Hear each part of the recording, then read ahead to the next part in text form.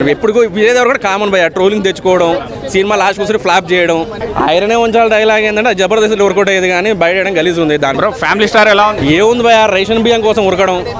బియ్యం బస్సు తీసుకొని రావడం రేషన్ కార్డు చూపించడం అంతేగాని కొత్తగా ఏం లేదు పొద్దుగాల 9 గంటలు వేసి పిల్లల్ని దించరాను స్కూల్ కాడ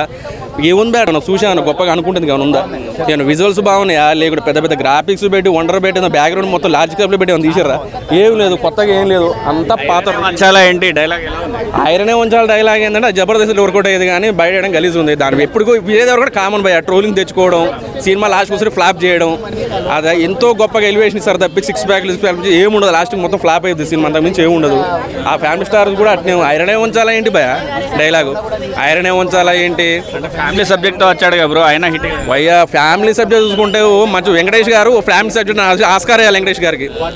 వెంకటేష్ గారు అలాంటి సినిమాలు తీశారు ఫ్యామిలీ సబ్జెక్ట్ చూసుకున్నట్టు అయితే ఓ సంక్రాంతి లాంటి సినిమాలు 100 ఉన్నాయి నువ్వు నాకు నచ్చ ఫ్యామిలీ మొత్తం కూర్చొని ఈ నుంచి అర్థం లైన్లో కూర్చొని చూడొచ్చు సినిమాలు అలాంటి